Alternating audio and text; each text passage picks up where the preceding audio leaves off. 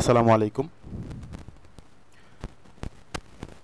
Zahir stock study YouTube চ্যানেলের পক্ষ থেকে আমি জহির আছি আপনাদের সাথে।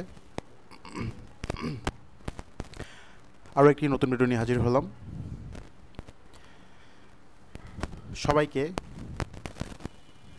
স্বাগতম জানিয়ে শুরু করছি আমাদের আজকের ভিডিও। আজ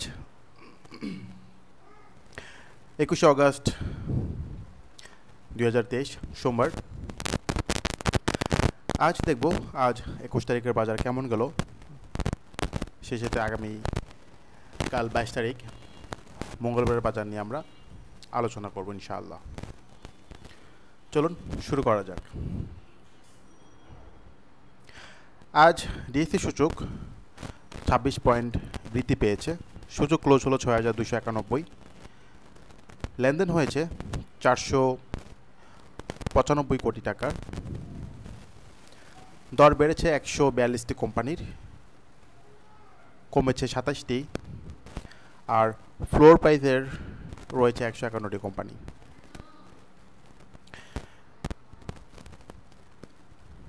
লেনদেনের দিক থেকে ভালো করেছে food and allied, insurance, life insurance, textile.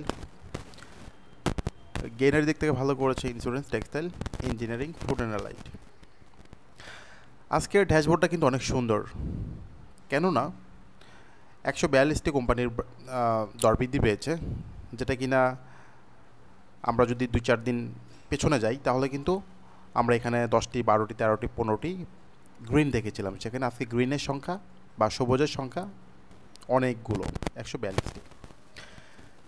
সেই সাথে লেনদেনটা অনেক বেড়েছে, যেখানে কিনা লেনদেন গতকাল ছিল 344 কোটি, আজকে অলমোস্ট 500 কোটির আশেপাশে। তো এমনটাই আশা করছিলাম যে লেনদেনটা যদি 500 কোটির আশেপাশে হয়ে যায় তখন কিন্তু আমরা নতুন করে আশাবাদী হব বাজার নিয়ে। সো আলহামদুলিল্লাহ আজকে কিন্তু সব কিছুই আমাদের পক্ষে ছিল। এখন আস্তে আস্তে লেনদেন কিন্তু সামনের দিকে যাওয়ার পালা। হয়তো আমরা আস্তে আস্তে 600 কোটি দেখব, তারপর 700, 800, 1000 কোটিও ইনশাল্লাহ হবে। চলুন আমরা একটু ডিএসসি সূচকের অবস্থাটা দেখে নিই, কী অবস্থা। দেখেন, লম্বা একটা গ্রিন ক্যান্ডেল করেছে। এই গ্রিন ক্যান্ডেলটা আমরা দেখেছিলাম গত পরশু দিন 17 আগস্টও কিন্তু আমরা একই গ্রিন ক্যান্ডেল দেখেছিলাম। অনেক বড় একটা গ্রিন ক্যান্ডেল করেছে। আজকেও কিন্তু একটা বড় গ্রিন ক্যান্ডেল করেছে। এখন গতকাল বলেছিলাম আপ ট্রেন্ড কনফার্ম করতে হলে তাকে যেটা করতে হবে 6275 উপরে উঠতে হবে বা 80-র উপরে উঠতে হবে। আজকে কিন্তু অনেক উপরে উঠে গিয়েছে। সো অলরেডি আপ ট্রেন্ডে চলে গেছে। এখন আমরা যদি তার সাপোর্ট দেখি, সাপোর্ট হচ্ছে 6279। সূচকের সাপোর্ট হচ্ছে 6279। আর আমরা যদি একটু রেসিস্ট্যান্ট দেখি, রেসিস্ট্যান্টটা হচ্ছে আপাতত এখানে 6343।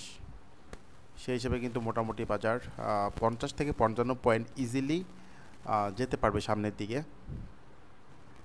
কোনো বাধা ছাড়াই।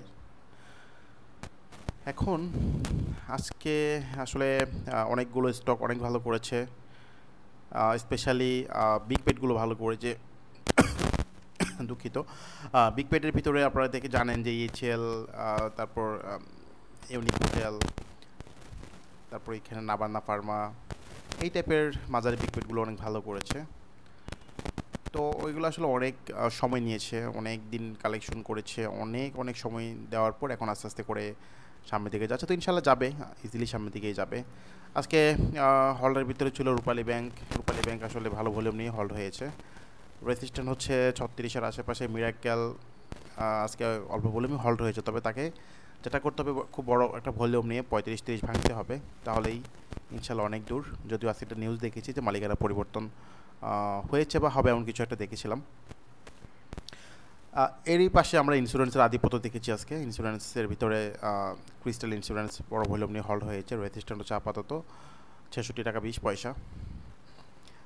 তারপর এখানে ইমাম বাটনটা জেড ক্যাটাগরি আজকে অনেক বড় ভলিউম পেয়েছে, খুবই ভালো ক্যান্ডেল, এবং আপাতত রেজিস্ট্যান্ট 136 টাকা।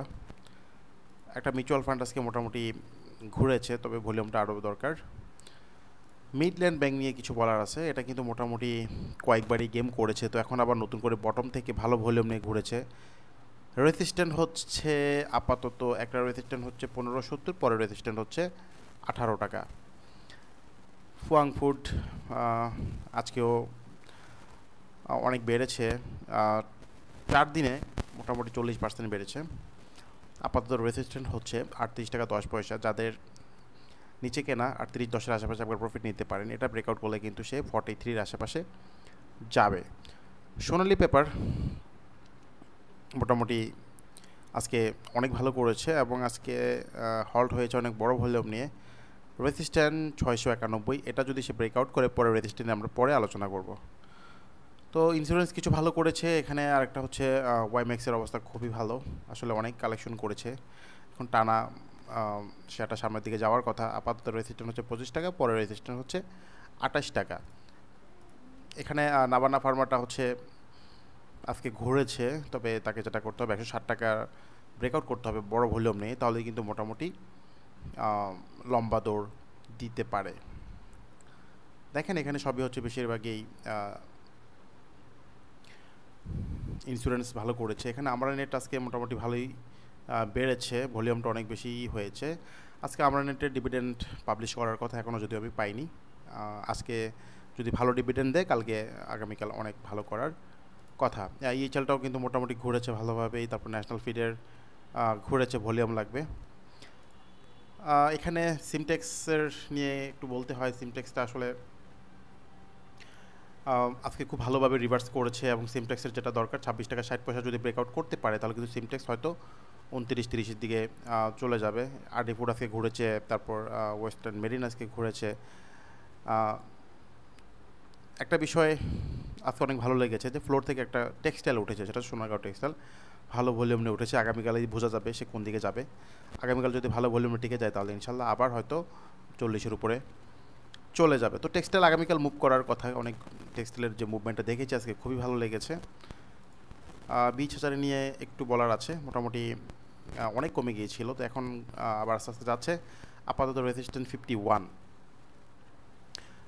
রূপালী ল্যাফট নিয়ে অনেকেই অনেক প্রশ্ন করে থাকেন। রূপালী ল্যাফটটা আজকে আপ ট্রেন্ড কনফার্ম করেছে। রূপালী ল্যাফটটা মোটামুটি এখান থেকে একটা ভালো মুভমেন্ট দেওয়ার কথা। যাদের অনেক লস, পারলে এখানে কিছু অ্যাভারেজ করতে পারেন। আশা করি এখান থেকে একটা ভালো গ্যাপ দিবে, ভলিউম ভালো। আর একটা টেক্সটাইলের কথা বলে শেষ করছি, সেটা হচ্ছে মেট্রো স্পিনিং। খেয়াল করেন মেট্রো স্পিনিং কিন্তু মোটামুটি 45 থেকে খুব তাড়াতাড়ি কমে গিয়েছে, 10 টাকা কমে গিয়েছে। 45 থেকে 35 নেমে গিয়েছিল, আজকে রিভার্স করেছে ভালো ভলিউম নিয়ে। এটাতে আপনার স্পেশাল নজর দিবেন। লোপেটের ভিতরে কেবলটাও আজকে ঘুরেছে। এগুলো আসলে বড় ভলিউম নিয়ে ঘুরতে হবে, ভালো ঘুরতে হবে, তাহলে ইনশাল্লাহ এখান থেকে ভালো কিছু পাওয়া সম্ভব। তো যাই হোক, শেষ করছি আজকের ভিডিও।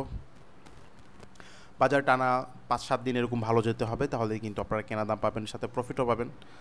তো যাক, এখন আমরা নতুন করে স্বপ্ন দেখছি বাজারটা অনেক ভালো হবে, বাকি আল্লাহ ভালো জানেন। সো শেষ করছি, সবাই অনেক বেশি ভালো থাকবেন। আল্লাহ হাফেজ, আসসালামু আলাইকুম।